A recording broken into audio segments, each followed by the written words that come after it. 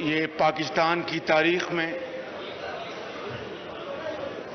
और इस पार्लियामान की तारीख में यह एक बहुत अहम दिन है।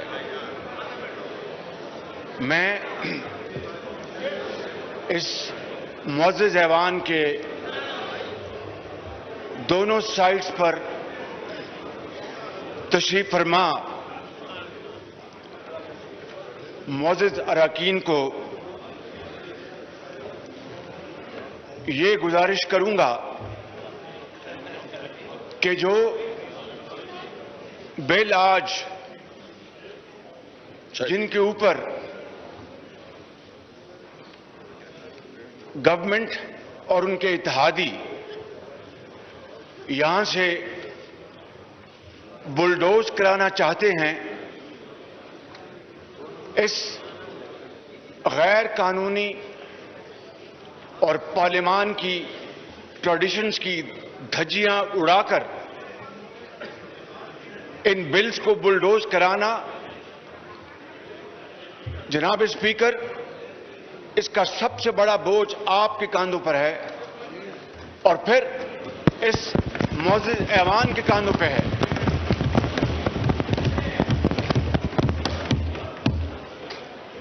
मैं आपको चंद पहले पीछे लेके जाना चाहता हूं, जब रात के अंधेरे में 10 बजे रात को ऐलान हुआ कि अगले दिन सुबह 10 बजे पार्लियामान का इजलास होगा, और फिर जब इमरान खान नियाज़ी साहब के खाने में दर्जनों पीटीआई के मेंबर्स गैर हाजिर थे, इत्तेहादी इनकारी थे, तो यकायक इजलास को मुअख्खर कर दिया गया और हुकूमती वज़रा ने कहा कि हमें मुत्तहिदा अपोजिशन से मशवरा करना है। और फिर आप जनाब का हमें खत मौसूल हुआ, आपने लिखा था खत मुझे, और पूरी ज्वाइंट ऑपोजिशन में जनाब स्पीकर बड़ी अरकरेजी के साथ उस खत के मंदरजात पर गौर किया और बड़ा कॉम्प्रिहेंसिव जवाब आपकी खिदमत में पेश किया और बहुत शानदार तजावीज दी गई। लेकिन जनाब स्पीकर, आपने फिर उसके बाद अपना राब्ता मुनक़ते कर लिया। आपकी तरफ से हमें कोई जवाब न मिला। कमेटी का ना आपने उससे मुशावरत की, ना हमें बताया कि अब आगे क्या प्रोग्राम है। मैं ये समझता हूं जनाब स्पीकर, मैं बड़े अदब से मैं ये बात करना चाहूंगा कि ये ढकोसला था। It was a ploy to buy time, ताकि वोट किसी तरीके से पूरे किए जाएं और इत्तेहादी पार्टीज को मनाया जाए, वगरना मुशावरत का आपका दूर दूर तक कोई वास्ता नहीं था। जनाब स्पीकर, इलेक्शन में जब इलेक्शन होते हैं तो इलेक्शन के बाद धांधली का शोर होता है। अगर धांधली हुई हो, ये पाकिस्तान की तारीख का पहला मौका है कि इलेक्शन से पहले न सिर्फ ये ऐवान बल्कि 22 करोड़ अवाम धांधली का गलियों और मोहल्लों में शोर कर रहे हैं। जनाब स्पीकर,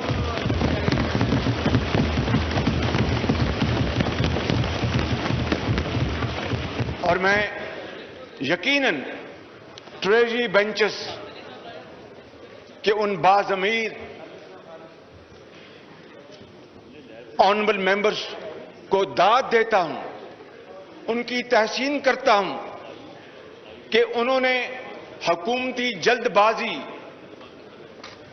के दबाव में नहीं आए और उन्होंने मफादात का जो फलंदा है शख्सी जो फायदा उठाना चाहते हैं, इनको इंशाअल्लाह कोई फायदा नहीं मिलेगा अल्लाह ताला के फजल करम से। लेकिन सोच बड़ी महदूद है कि इन बिल्स को बुलडोज करके अवाम से तो इनको अब वोट मिलना महाल है, ये जानते हैं।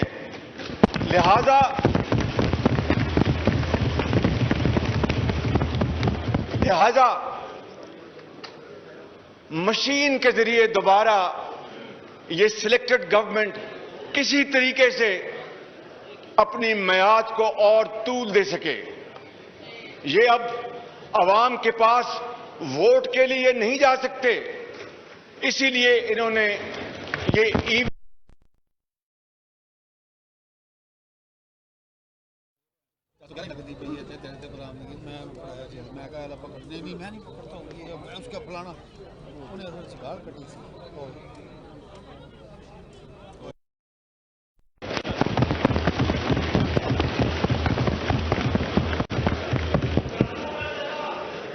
आरटीएस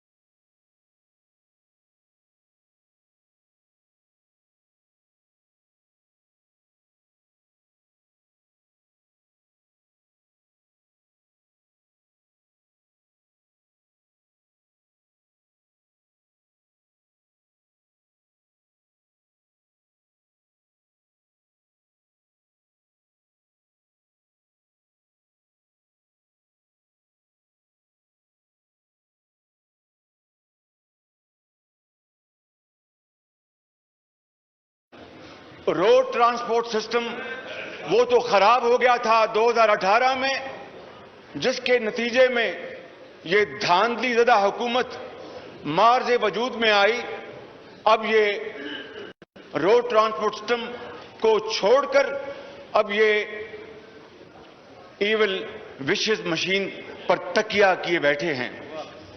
जनाब स्पीकर, मैं आपको ये कहना चाहता हूं कि आप जिस कुर्सी पर बराजुमान हैं और आपकी जिम्मेदारी, आपका ओहदा इस बात का मुतकाजी है और यकीनन इस मुअज़्ज़ज़ ऐवान में तमाम ऑनरेबल मेंबर से ज्यादा जिम्मेदारी आपकी है।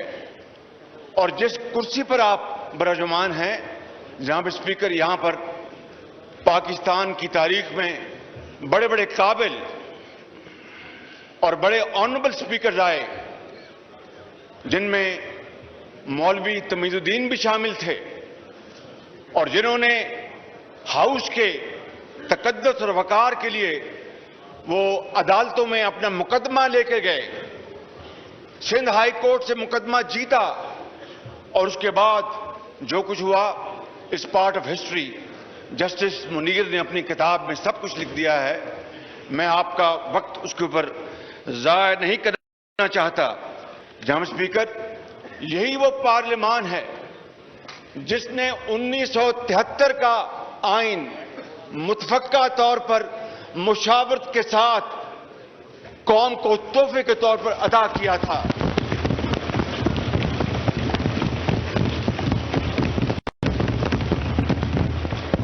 और ये 1973 का आइन ये कौमी अजहान, मुशावरत, फ्लेक्सिबिलिटी का एक शानदार नमूना है, मिसाल है। और इसी 73 के आइन ने आज भी पाकिस्तान को अल्लाह ताला के फजल करम से मुत्तहिद रखा है। जनाब स्पीकर, आप जानते हैं कि किस तरीके से 24 साल बाद मशरकी पाकिस्तान हमसे जुदा हो गया था। आप मसरूफ हैं और बदकिस्मती से मशरकी पाकिस्तान की मेजॉरिटी को जाती मफादात की खातर पैरिटी का फार्मूला लाकर पाकिस्तान की बुनियादों को हिला दिया गया और फिर सिर्फ 24 साल बाद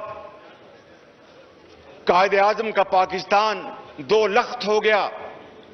जनाब स्पीकर, आज शख्सी और वक्ती मसलहत की खातिर अगर आपने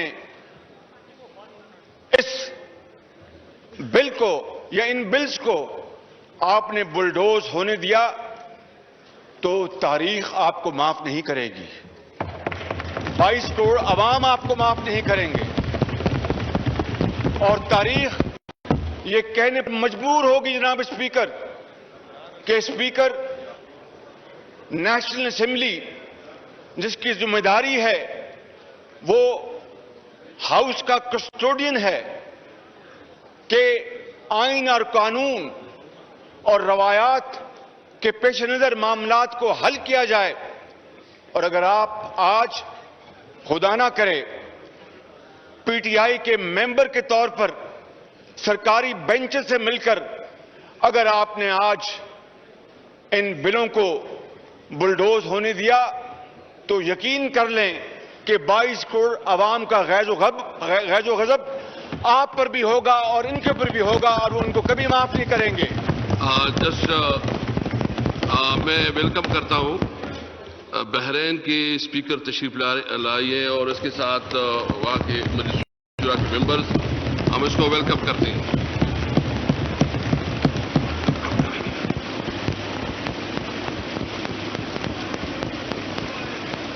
थैंक यू जी व्यासा। अहलन व सहलन या दयूफ, अंतुम दयूफ तबान लाकिन इख्वान, माशाअल्लाह।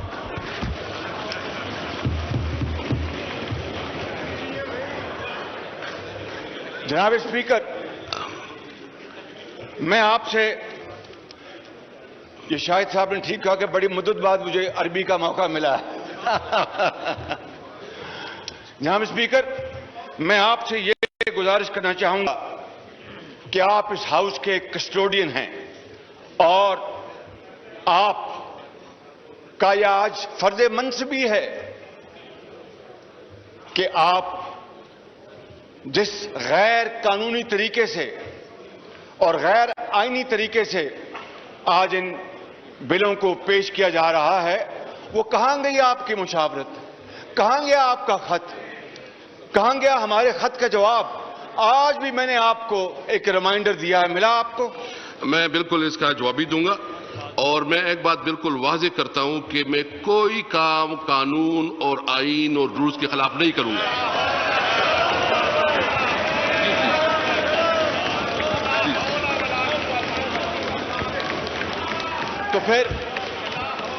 तो फिर मैं आपसे, अगर आपने ये इतनी बड़ी बात की है तो फिर उसका एसिड टेस्ट है जनाब स्पीकर कि आप दारुल अवाम के स्पीकर की तरह पार्टी मेंबरशिप से इस्तीफा दे दें तो हम आपको लब्बैक कहेंगे।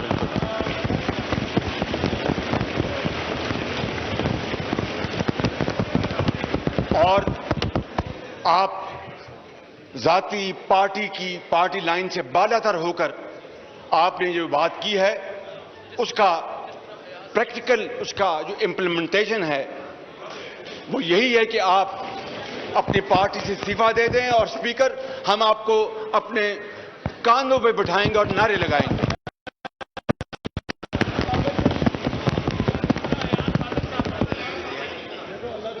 तो जनाब स्पीकर, मैं आपसे ये अर्ज कर रहा था कि 18वीं तरमीम हो, 19वीं तरमीम हो, नेशनल एक्शन प्लान हो, ये तमाम अजीम मराहिल दानिश, हिकमत, सबर और तहम्मुल और वसीतर कौमी मफाद के नतीजे में ये मराहिल तय किए गए और कौम इन तमाम मामलात को बहुत अच्छी तरह जानती है। जनाब स्पीकर, मैं आपको ये गुजारिश करना चाहता हूं कि जिस तरह पीटीआई की हुकूमत ने, इमरान नियाजी साहब ने अवाम का गला काटा और इन्फ्लेशन, आम अशिया की कीमतें आसमान से बातें कर रही हैं, उसी तरीके से आज ये इस ऐवान के अंदर मामलात को हल करना चाहती हैं। मैं आपको बड़े अदब से ये कहना चाहता हूं कि ये पूरी मुत्तहिदा अपोजिशन शीशा पिलाई हुई दीवार बन जाएगी। हम ये काम नहीं होने देंगे बिल्कुल।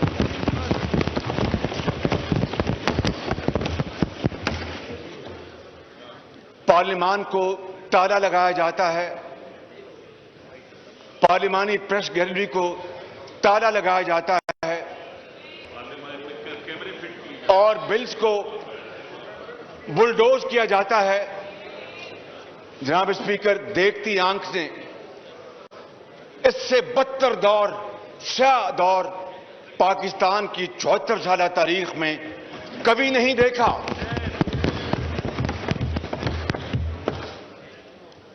मैं आपकी तवज्जो मबजूल कराना चाहता हूं कि यही इलेक्टोरल रिफॉर्म्स मियां नवाज शरीफ के दौर में कमेटी बनी और ये ईवान गवाह है कि तमाम पार्लिमानी पार्टीज को उसमें नुमाइंदगी दी गई और 117 मशावरती इजलास हुए।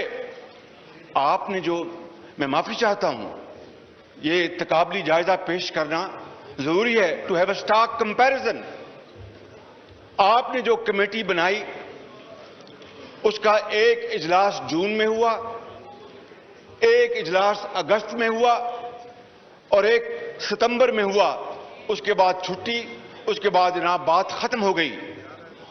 वो कमेटी जिसमें पीटीआई की भी नुमाइंदगी थी जनाब स्पीकर, हालांकि इन्होंने कंटेनर्स लगाए हुए थे, इनका बाजार गर्म था, दिन रात पार्लियामेंट को आग लगाने की वहां पर बातें होती थी, वो भी इस कमेटी में शामिल थे और 117 मुशावरती इजलासों के बाद मुत्तफका तौर पर कंसेंसस के साथ, मुशावरत के साथ जनाब स्पीकर इलेक्टोरल रिफॉर्म्स का बिल पास हुआ। यह क्रेडिट जाता है मियां नवाज शरीफ की हुकूमत को। और आज उसके मुकाबले में जनाब स्पीकर, चूंकि इनकी नीयत काली है, इनकी नीयत में फतूर है, ये काले कवानीन पास करवाना चाहते हैं जिसकी इजाजत ना आप देंगे ना ये ऐवान देगा, वगरना फिर इनका गिरबान होगा और 22 करोड़ आवाम का हाथ होगा जनाब स्पीकर। इसलिए मैं आपसे गोशगुजार हूं कि आज ये आपका एक बहुत बड़ा इम्तिहान है, बल्कि आपका कड़ा इम्तिहान है। ये इस ऐवान में दोनों साइड्स पर बैठे हुए मुअज़्ज़िज़ अरकान का उनका इम्तिहान है। और जनाब स्पीकर, किस तरीके से वो इदारा जो इस मुल्क के अंदर शफाफ और गैर जानिबदाराना इलेक्शन कराने का जिम्मेदार है, यानी इलेक्शन कमीशन ऑफ पाकिस्तान, उनके शदीद एतराजात के बावजूद ये इजलास बुलाकर इन काले कवानीन को मंजूर कराना चाहते हैं। जनाब स्पीकर, इस सारी धौंस धांधली और जबर का क्या मकसद है कि कुछ ऐसा हो जाए कि अवाम के पास ना जाना पड़े और ये ईवीएम जो है वो इनका मकसद पूरा कर दे। कुछ आप ज़ेरे लब मुस्कुरा रहे हैं, खुल के मुस्कुराएं आप। मैं देखिए ना साहब, सबसे पहले तो ये है कि मैं कस्टोडियन हूं और मैं जो भी करता हूं रूल्स के मुताबिक करता हूं और जो जो बिल हुकूमत लाती है उसको टेबल करना या अपोजिशन की जो बिल होते हैं। और मैं शुक्र अल्हम्दुलिल्लाह, मैं इंशाल्लाह किसी वक्त, चूंकि आपने बताया, मैं पूरा डिटेल बताऊंगा कि ये असेंबली जो है ना सबसे ज्यादा कानून साजी कर चुकी है, कंसल्टेशन कर चुकी है और बहुत सी चीजों पे अपना काम कर चुकी है। जी मियां साहब प्लीज।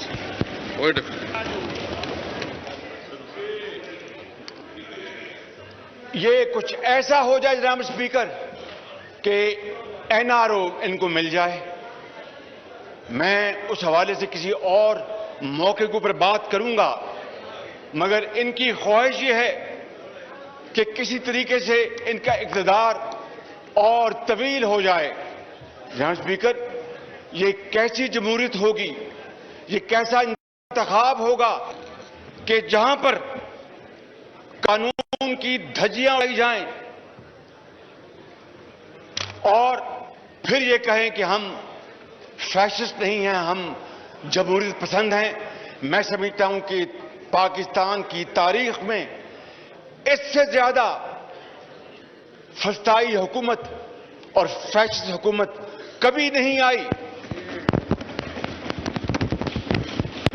वजीर खजाना तशरीफ ले आए हैं, ऑनरेबल मिनिस्टर, कहते हैं कि डॉलर का रेट चेंज हुआ, तो मुझे तो पता ही नहीं था, मुझे तो टेलीविजन से पता लगा।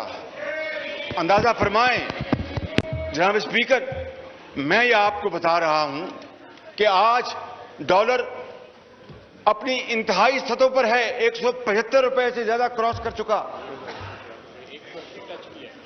चीनी 130 रुपए पे नहीं मिलती, आटा 85 रुपए पे नहीं मिलता, घी जो है वो आसमानों से उसकी कीमतें बात कर रही हैं, और फिर ये रियासत मदीना की बात करते हैं। मैं समझता हूं जनाब स्पीकर, इनको जेब नहीं देता, कहां रियासत मदीना और कहां ये फस्ताई हुकूमत। जनाब स्पीकर, मैं आपको ये अर्ज करना चाहता हूं कि ये इंतहाई अहम मामला है और ये ऐसा सेशन एडहॉक सेशन नहीं बुलाया जा सकता। आप अपनी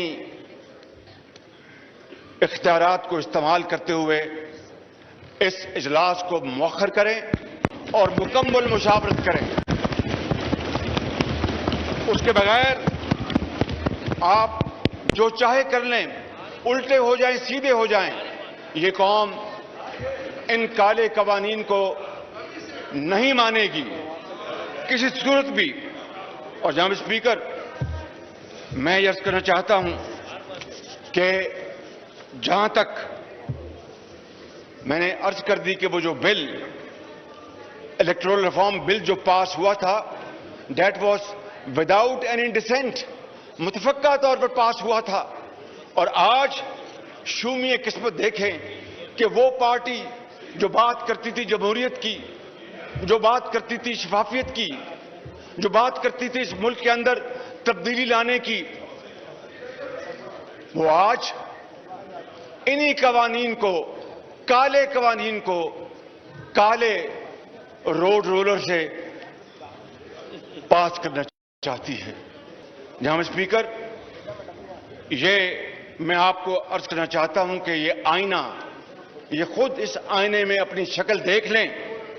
और मैं आज रिकॉर्ड पर आपकी खिदमत में ये बात लाना चाहता हूं और आपकी तवज्जुह से इस मुअज़्ज़ज़ ऐवान की खिदमत में ये बात अर्ज करना चाहता हूं कि अगर आपने आज खुदा न खास्ता ये काला कानून पास होने दिया, तो पाकिस्तान को खाकम बदन शदीद नुकसान पहुंच सकता है, जिसकी जिम्मेदारी आप पर होगी और इनके ऊपर होगी, और कौम इनको माफ नहीं करेगी। बिल्कुल। Thank you ji.